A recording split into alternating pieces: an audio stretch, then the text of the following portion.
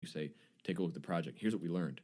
You can see not only the highlights, the nuggets of what we learned, but you can see all the raw data by tags, by theme and topic. How do you do this today? It goes in SharePoint. Who even uses SharePoint? I swear to God, SharePoint is like people who think they want to buy an aircraft carrier when they don't even own an airplane. You know what I mean? I do know what you mean. So if and I like that you said that, because maybe I am somebody who wasn't part of the initial research things. I can dig in to get my own context if need be, further and further, to be able to have further conversations. Or you can get that key insight and say, well, it's obvious we didn't learn enough. Now let's take that, set it aside, and do another survey or whatever around this key insight. I will share with you a customer quote, okay? When they found Aurelius, one of the things this person told me was, here's why I love this so much. They're talking about Aurelius. Is because today, if somebody asks me a question, it's often faster and easier for me to do new research than it is for me to go back and find what we learned from past research. That should not be true. Yeah. Research has a much longer shelf life than that. So, I mean, boiling it down to the basic problems that we solve, Kurt, at Aurelius, twofold. The first one is helping you make sense of what you learned faster and easier so that you can create consumable insights from that. Mm-hmm. The second one is then extending the shelf life of research you've done. And this is not necessarily a popular opinion of designers and researchers. I don't think we need to be doing more research. I think we need to be doing better research. And I love the fact that you brought up maybe there's something in here that we learned that we can get more mileage out of. Or more importantly, let's not run the same survey, or let's not conduct the same interviews, but rather, here's what we got. We took it to the 10-yard line. Here's what we need to do to get it over the finish line, right? Yep. And yes, that is super important because all of us, even the companies you mentioned, have money and resources to throw at stuff. Everybody is strapped for time, cash, and attention. Those are the facts. And if you've got this, not to mention, I mean, okay, I'm getting a little promotional right now, but some of the things we're working on with Aurelius, like our master search and collections, imagine that you can search for anything across any research project ever you did in Aurelius. It becomes Google for your research and insights about your customers. By keyword, and it shows you everything, and then you can just draw a line around that and go, yep, all that stuff, boop, create a collection, which is something we're working on, that's just like a research report. So guess what? Not only have I cut down the amount of time it takes you to figure out what it is you learned by hours. In one silo. Immediately.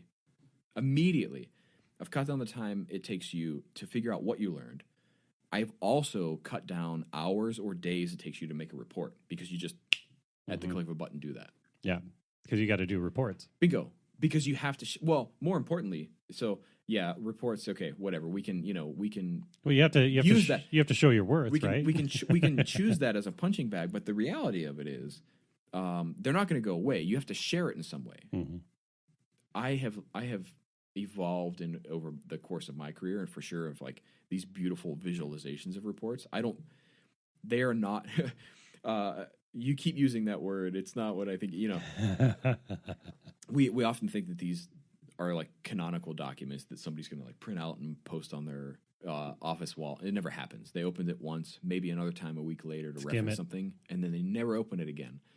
But software is always fresh, and we can always be serving up relevant information, even to that collection, for instance, right?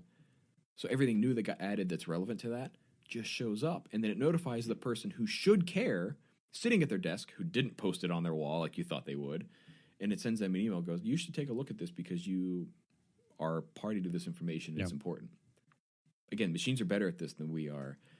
We're just trying to help you do it faster and easier than it was before. Where should people go to find out more about not only Aurelius, but what you're doing and the talks you're doing and things like that? Where can I find out more about Zack, and where can I find out more about Aurelius? Where are good places to go? Yeah, well, so our website obviously is a great place. It's aureliuslab.com. So that's AURELIUSLAB.com. We also host our own podcast, not to cross promote, but a fellow podcaster, so you understand. And you can check that out, and that's free. And we also have a 14-day free trial. You can kick the tires on Aurelius and check out what we're doing there. To learn more about me, LinkedIn and Twitter is probably a great place. Twitter, I'm less active, but I share a lot of stuff we're doing on Aurelius and just my thoughts and musings, if you want to call them that. It's just Zack Naylor, ZackNaylor on Twitter, and then LinkedIn. I'm pretty easy guy to find. Hopefully, I don't let you down when you do find me.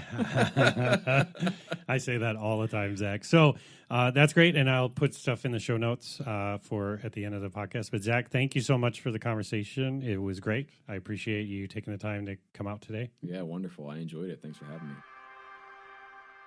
I want to thank Zach for joining me, and make sure you check out AureliusLabs.com for more on what Zach's been working on. In upcoming episodes, I'll be answering some listener questions. Go to schmidt-list.com, and under the menu, you'll find a link to submit a question. Fill out the form, and I'll answer your questions on future episodes. I'm looking forward to hearing from you. Also, make sure to stop out and say hi on April 18th at Padilla for my talk with the Product Development Managers Association. And come out to hear me speak at Twin Cities Product Conference on May 7th at the Minnesota History Center. If you or your business is interested in designing and building the most beautiful software, take a look at foundrymakes.com. And do me a favor, before you sign off, I know it's been a long episode, but make sure to go to iTunes and leave a review because it really helps other listeners find this show. I appreciate your time. Thanks for listening. We'll see you next week.